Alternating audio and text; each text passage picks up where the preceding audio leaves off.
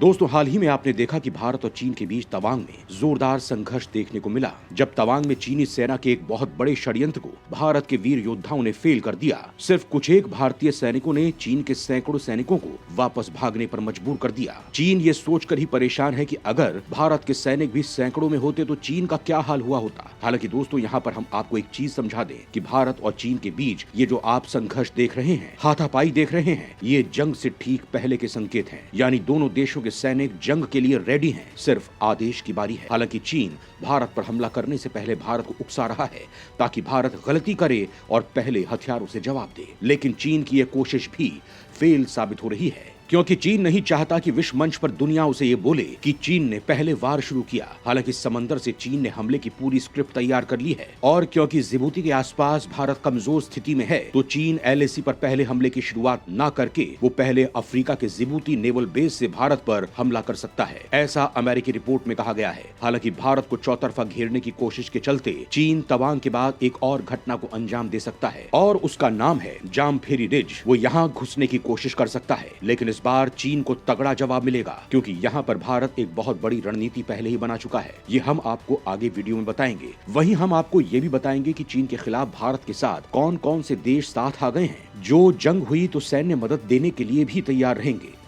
तवांग के बाद जल्द होगी दूसरी बड़ी घटना। चीन तवांग के बाद जामफेरी रिज पर बोलेगा धावा। भारत के सिलीगुड़ी कॉरिडोर को हो सकता है खतरा। दोस्तों, तवांग में बुरी तरह से पिटा चीन अब उस इलाके में चला गया है जहां 2017 में भारत और चीन एक दूसरे के खिलाफ जंग के लिए तैयार हो गए थे, यानी डोकलाम। जी हाँ, तवांग के बाद अब चीन ने सिक्किम सेक्टर के डोकलाम में फिर बड़ी हरकत की है। जानकारी के मुताबिक चीनी सेना जामफेरी रिज तक पहुंचने की कोशिश में है और उसने टोरसा नाले में ब्रिज बना लिया है। दोस्तों, आपको याद होगा कि जून 2017 में जब डोकलाम में भारतीय और चीनी सेना में 72 दिनों का गतिरोध हुआ था, तब चीन ने टोरसा नाला पार करने की कोशिश की थी, और उसी दौरान भारत और चीन के सैनिकों के बीच संघर्ष भी हुआ था। और यहाँ पर एक बार फिर से ऐसा ही होने वाला है। दोस्तों, अगर चीन यहाँ पर जामफेरी रिज तक पहुँच जाता है तो ये भारत के लिए खतरा होगा। अगर चीनी सेना जामफेरी रिज तक पहुँचती है तो भारत के सिलीगुड़ी कॉरिडोर पर खतरा हो जाएगा। जामफेरी रिज की अहमियत यह है कि यहाँ जो पहले पहुँचेगा वो दूसरे पर पूरी तरह से हावी हो सकता है। अब आप समझ सकते हैं कि ये भारत के लिए कितना अहम है। चीनी सैनिक जामफेरी रिज पहुंचे तो उन्हें भारतीय सेना के डोकलाम पोस्ट पहुंचने में देर नहीं लगेगी और चीन भारत पर हावी हो जाएगा। जामफेरी रिज से सीधे सिलीगुड़ी कॉरिडोर पर नजर रखी जा सकती है। भारत का सिलीगुड़ी कॉरिडोर सामरिक रूप से बेहद अहम है।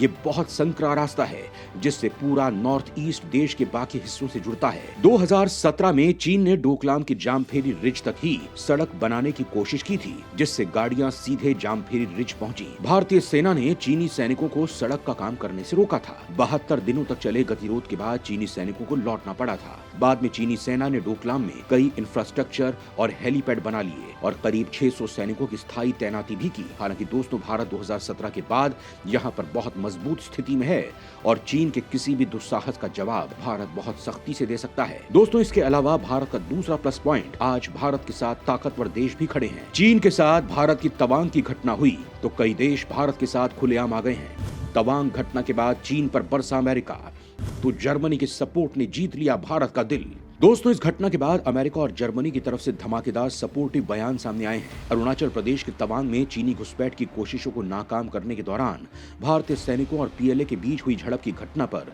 पूरी दुनिया की नजर बनी हुई है। दोनों ही परमाणु हथियारों से संपन्न देश हैं और अगर इन दोनों के बीच सैन्य टकराव हुआ तो ये पूरी दुनिया के लिए खतरा बन सकता है। इस बीच अमेरिका की ओर से इस घटना पर पहली प्रतिक्रिया सामने आई है। व्हाइट हाउस की प्रेस सचिव काराइन जिन पियरे ने कहा है कि हमें खुशी है कि दोनों पक्ष जल्दी से अलग हो गए। हम स्थिति की बारीकी से निगरानी कर रहे हैं। पेंटागन के प्रेस सचिव पैट राइडर ने कहा, अमेरिकी सहयोगियों और इंडो पैसिफिक में भारत जैसे हमारे भागीदारों के इलाकों में चीन का अतिक्रमण उसकी प्रवृत्ति का संकेत देती है। हम अपने भारत जैसे भागीदारों की सुरक्षा सुनिश्चित करने के लिए अपनी प्रतिबद्धता पर अडिग बने रहेंगे। हम हालात को नियंत्रित करने के लिए भारत के प्रयासों का पूरा समर्थन करते हैं। यानी अमेरिका ने खुला सपोर्ट किया है भारत को, वहीं जर्मनी ने भी भारत को तगड़ा सपोर्ट दिया है। जर्मन राजदूत फिलिप एकरमैन ने कहा कि अरुणाचल प्रदेश में वास्तविक नियंत्रण रेखा पर भारतीय और चीनी सैनिकों के बीच झड़प चिंता का विषय है। किसी भी देश को अंतर्राष्ट्रीय सीमाओं का उल्लंघन नहीं करना चाहिए। हालांकि भारत के अलावा कोई और देश चीन का मुकाबला नहीं कर सकता है। फिलिप एकरमैन ये भी कहते हैं कि कारोबार के लिए लोग अब मलेशिया या वियतनाम को ज्यादा तवज्जो देते हैं। उनको ये समझ नहीं आता कि लोग भारत को क्यों नहीं इस नजरिए से देखते हैं। एकरमैन ने कहा कि भारत में संरक्षणवादी माहौल और नियामक से जुड़ी कुछ समस्याएं इसकी एक वजह हो सकती हैं। एकरमैन कहते हैं कि उन्हें इस बात का दुख है कि भारत हमारी प्राथमिकता में उतना नहीं आता जितना उसे आना चाहिए। फिलिप एकरमैन ने स्पष्ट किया कि विकास जनसंख्या के लिहाज से बात करें तो भारत के अलावा कोई और देश नहीं है जो चीन का मुकाबला कर सकता है। एकरमैन ने कहा कि LAC पर हुई भारत और चीन की झड़प को लेकर जर्मनी के पास अभी पूरी जानकारी नहीं है। जर्मन राजदूत ने कहा कि इसको लेकर हम चिंतित हैं। वो कहते हैं कि मीडिया में उन्होंने अब तक जो कुछ भी देखा है उससे ये स्पष्ट है कि वो हिंसा है। हालांकि दोस्तों, इस पूरे मामले में आपकी क्या राय है? कमेंट में लिखकर जरूर बताएं।